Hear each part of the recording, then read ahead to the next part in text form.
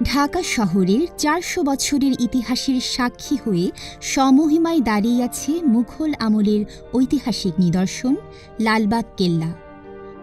অসমাপ্ত এই মুঘল দুর্গটি পুরান ঢাকার লালবাগে অবস্থিত। প্রতিদিন দেশি বিদেশি দর্শনার্থীদের পদচারণায় মুখরিত হয়ে ওঠে প্রাচীন ইতিহাস ও সভ্যতার এই নিদর্শনটি।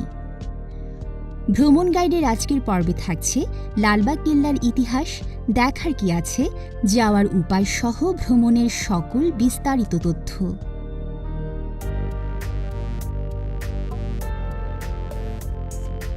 সবুজ ঘাস আর ফুলে ফুলে সাজানো লালবাগ কেল্লা যে কাউকেই বিমোহিত করবে। এটি মোঘল আমলের বাংলাদেশের একমাত্র ঐতিহাসিক নিদর্শন। এখানে একই সাথে ব্যবহার করা হয়েছে কোষ্টি পাথর, মার্বেল পাথর আর রং বেরঙের টালি। দুর্গটির মূল আকর্ষণ পরিবিবির সমাধি, হাম্মামখানা বা দরবার হল এবং মুঘল আমলের দৃষ্টিনন্দন স্থাপত্য ৩ গম্বুজ মসজিদ।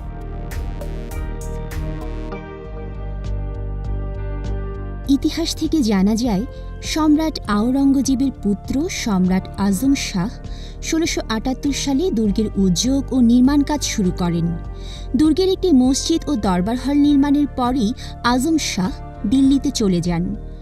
তার ১ বছর পর তৎকালীন সুবেদার নবাব শায়েস্তা খাঁ সেই নির্মাণ কাজ পুনরায় শুরু করেন।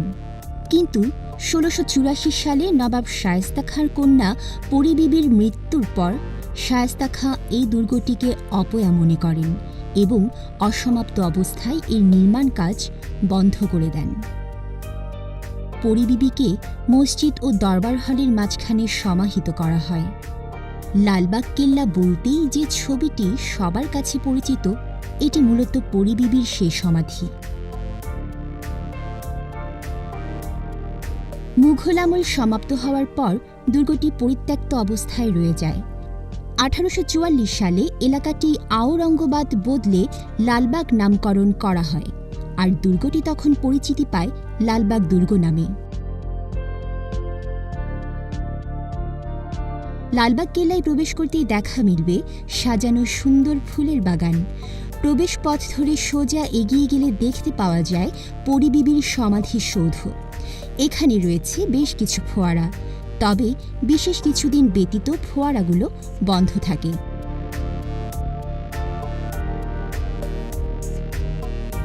পরিবিবির সমাধিস্থলের স্থাপনাটি চতুষ্কোণ। মার্বেল পাথর, কোষ্টি পাথর ও বিভিন্ন রঙের ফুল পাতার টালির সাহায্যে অভ্যন্তরীণ ৯টি কক্ষ সাজানো। মাঝের একটি ঘরে পরিবিবির সমাধিস্থল। কক্ষগুলোর ছাদ কোষ্টি পাথরের তৈরি। ৪ কোণে ৪টি অষ্টকোণ মিনার ও মাঝে একটি অষ্টকোণ গম্বুজ আছে। এই গম্বুজটি একসময়ে স্বর্ণখচিত ছিল, পরবর্তীতে তামার পাত দিয়ে পুরো গম্বুজটিকে মুড়িয়ে দেওয়া হয়েছে।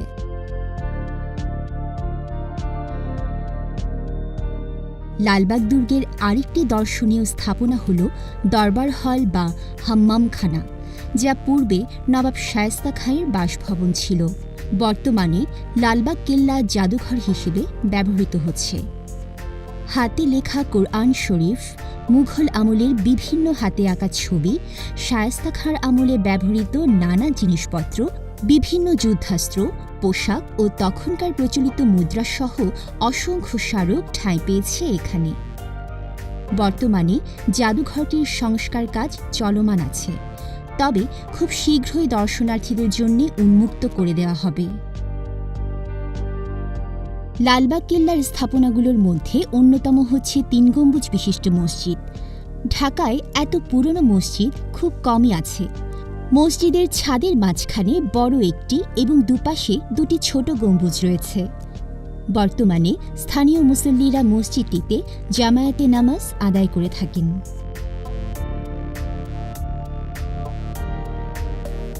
কেল্লার আরেক আকর্ষণীয় নিদর্শন দক্ষিণ পূর্ব তোরণ। ৩ তলা তোরণটির সম্মুখভাগের শীর্ষে দুদিকে 2টি সরু মিনার আছে।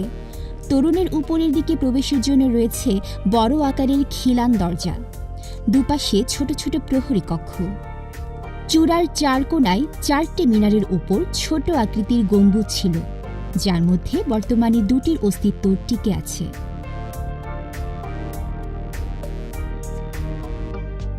শত্রুদের প্রতিহত করার জন্য দুর্গের ভেতর মুঘল আমলে একটি সুড়ঙ্গ পথ তৈরি করা হয়েছিল।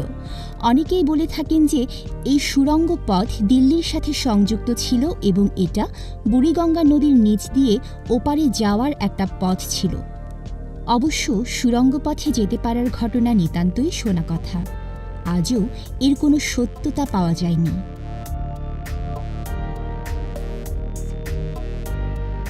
লালবাগ কেল্লার প্রবেশ গেটের ডান পাশে রয়েছে টিকিট কাউন্টার।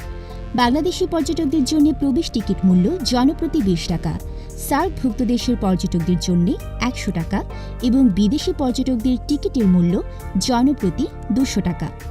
5 বছরের নিচে বাচ্চাদের প্রবেশ করতে টিকিটের প্রয়োজন নেই।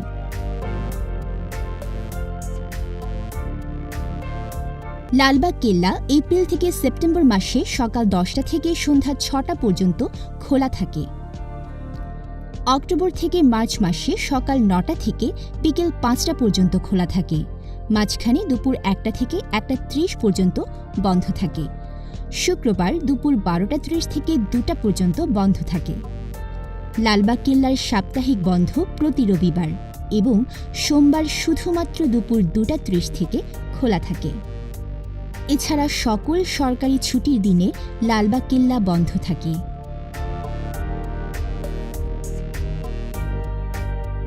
ঢাকা থেকে লালবাগ দুর্গে যেতে পারবেন অনেকভাবেই।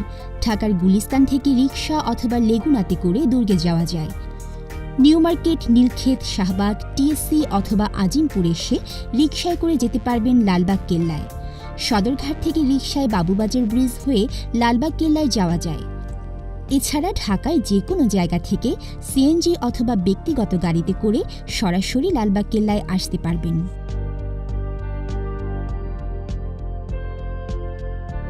লালবাগ দুর্গ ভালো করে ঘুরে দেখার জন্য অন্তত 2 ঘন্টা সময় নিয়ে যেতে হবে।